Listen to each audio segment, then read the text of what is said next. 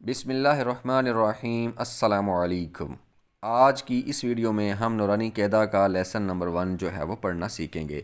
تو آپ سے گزارش ہے کہ اگر آپ نے ابھی تک قرآن پاک ناظرہ کے ساتھ نہیں پڑھا تو ہماری ویڈیو کو دیکھیں اور اسے دوسروں کو بھی شیئر کریں تاکہ آپ بھی نیکی میں حصہ دار بن جائیں۔ شکریہ۔ بسم اللہ الرحمن الرحیم، لیسن نمبر 1، تختی نمبر 1 جو ہے حروف مفردات پر مشتمل ہے۔